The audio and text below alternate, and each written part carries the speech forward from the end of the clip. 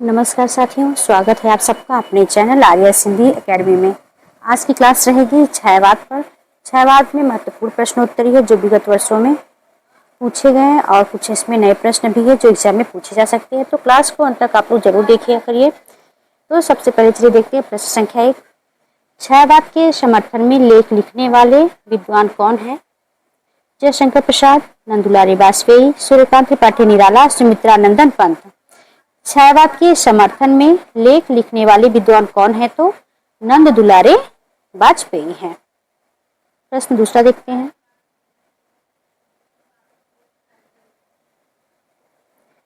छायावाद को प्रगीतों का आंदोलन किसने कहा था? छायावाद को प्रगीतों का आंदोलन किसने कहा था? रामधारी सिंह दिनकर, मुकुटधर पांडे, जयशंकर प्रसाद, शुक्ल।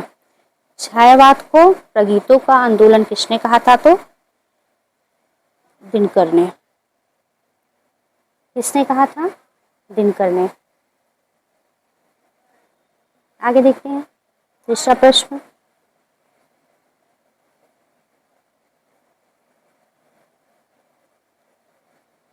जयशंकर प्रसाद की प्रथम कविता श्रावण पंचक किस पत्रिका में प्रकाशित हुई थी?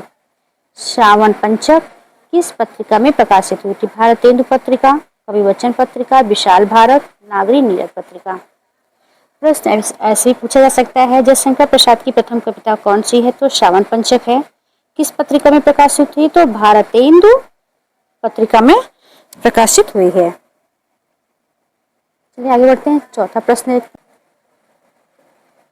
अब देखते हैं। निराला की प्रथम प्रकाशित कविता कौन सी है? जूही की कली, भारत माता की वंदना, सरोज स्मृति, इसमें से कोई नहीं। पूछा क्या है? प्रथम प्रकाशित कविता का कौन सा है? ऐसे इनकी जूही की कली है, लेकिन ये प्रकाशित नहीं हुई थी। सबसे पहले प्रकाशित कौन सी कविता इनकी हुई थी? तो भारत माता की वंदना प्रथम प्रकाशित पूछा है। तो कौन सा है? भारत माता की वंदना। ये बताइए इनका जन्म कब हुआ था?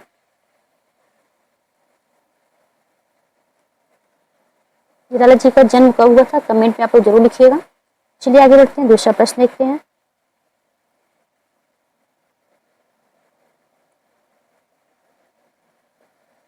किसने निराला को शताब्दी कवि कहा है? किसने निराला को शताब्दी कवि कहा है? नंदुलारी वाजपेयी, रामचंद्र शुक्ल, जयशंकर प्रसाद, डॉक्टर नगेंद्र। किसने निराला को शताब्दी कवि कहा है? तो नंदुलारे वाजपेयी जी ने क्या कहा है? शताब्दी कवि। प्रश्न ऐसे ही बन सकता है कि नंदुलारे वाजपेयी ने शताब्दी कवि किससे कहा है? तो निराला जी को। आगे बढ़ते हैं, दूसरा प्रश्न देखते हैं। कमायनी मूल्यांकन और मूल्यांकन किसकी रचना है? कमायनी मूल्यांकन और मूल्यांकन किसकी रचना है? इंद्रमदान, स्वरूप चतुर्वेदी, राम स्वरूप चतुर्वेदी, डॉक्टर नगेंद्र राम कुमार वर्मा। कमायनी मूल्यांकन और मूल्यांकन किसकी रचना है? तो इंद्रमदान क्या है? किसकी रचना है? इंद्रमदान की रचना है। कमायनी और कमायनी। आगे देख,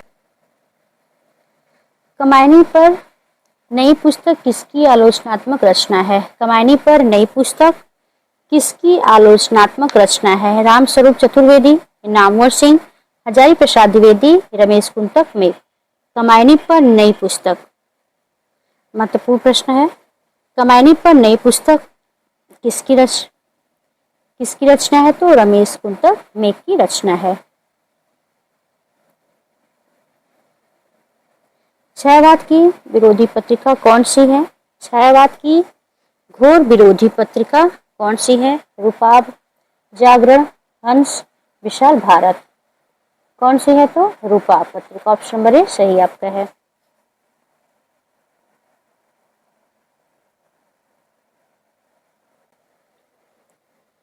पंत की रचना लोकायतन कितने पृष्ठ में विस्तारित है? पंत की रचना लोकायतन कितने पृष्ठ में विस्तारित है? 680, 650, 580, 780। कितने पृष्ठ में विस्तारित है लोकायतन? 680 पृष्ठ में। कितने विस्तारित है? 680 पृष्ठ में। पंत जी की रचना लोकायतन कितने पृष्ठ में विस्तारित है? 680 पृष्ठ में। कितने में है? पंत जी की और महत्वपूर्ण रचनाएं भी, उनको भी देख लीजिए। लोकायतन कैसा काव्य इनका है? लोकायतन कैसा काव्य है? तो प्रबंध काव्य है। क्या है? प्रबंध काव्य है। लोकायतन कैसा काव्य है? तो इनकी रचना कला और बूढ़ा चांद। पंत जी की रचना कला और बूढ़ा चांद। बूढ़ा चांद पर कौन सा पुरस्कार मिला था? साहित्य अकादमी। साहित्य कौन सा पुरस्कार मिला था? साहित्य अकादमी पुरस्कार मिला था।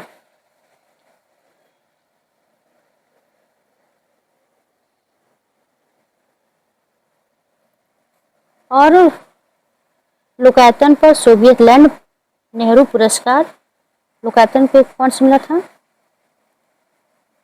लोकायतन पर सोवियत लैंड नेहरू पुरस्कार मिला था। चिदम्बरा पर ज्ञानपीठ पुरस्कार मिला था। चिदम्बरा पर कौन सा पुरस्कार मिला था? ज्ञानपीठ पुरस्कार। ज्ञानपीठ पुरस्कार मिला था। चिदम्बरा पर कौन सा पुरस्कार मिला था? ज्ञानपीठ पुरस्कार। इनकी प्रथम रचना पंत की, इनकी जो रचना है ग्राम्या, क्या ये ग्रामीण परिवेश में लिखा हुआ है? पंत ने अपनी पहली कविता, पंत ने पहली कविता पंत की पहली कविता गिरजे का घंटा। गिरजे का घंटा। गिरजे का घंटा, इसका रचनाकाल क्या है? तो 1916। इनकी अंतिम छायावादी काव्य संग्रह कौन सा है? अंतिम छायावाद काव्य संग्रह कौन सा है? गुंजन। कहा जा सकता है गुंजन। क्या है? काव्य संग्रह। चलिए आगे बढ़ते हैं, दूसरा प्रश्न देखते हैं।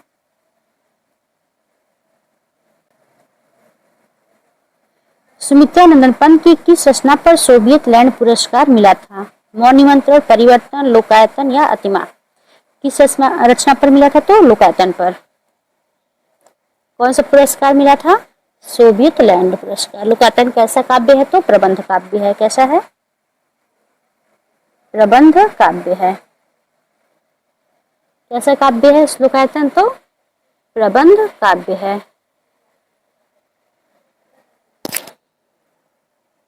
आगे देखते। महादेवी वर्मा की प्रारंभिक कविताएं किस पत्रिका में प्रकाशित होती थी? जागरण, चार पत्रिका, सरस्वती पत्रिका या आनंद कादम्बिनी में? किस पत्रिका में प्रकाशित होती थी महादेवी वर्मा की कविताएं? तो किसमें होती थी? ऑप्शन नंबर बी, चांद पत्रिका में इनकी कविताएं प्रकाशित होती थी। इनकी महत्वपूर्ण रचनाएं भी देख लेते हैं। निहार रश्मि, नीरजा, शांति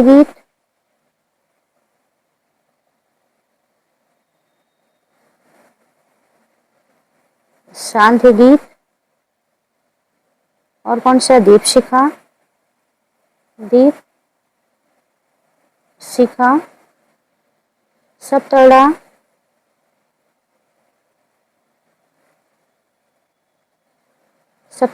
यामा तथा हिमालय।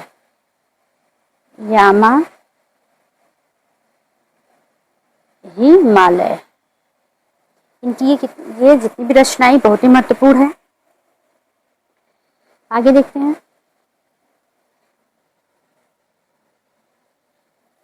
निहार महादेवी वर्मा का प्रथम काव्य संग्रह है। क्या है? जिनकी महत्वपूर्ण रचना है निहार। निहार प्रथम क्या है? प्रथम काव्य संग्रह है। प्रथम काव्य संग्रह है।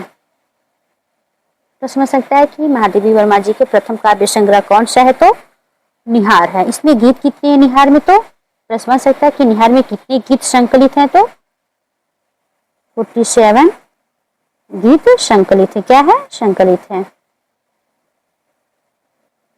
निहार में कितने गीत संकलित हैं? 47। आगे देखते हैं और इनके विषय में देखते हैं।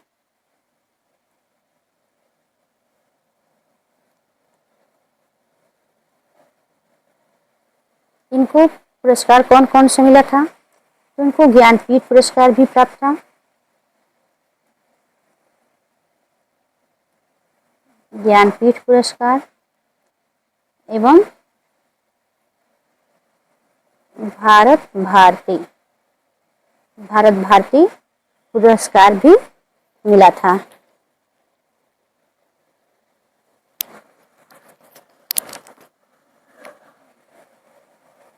क्या मिला था?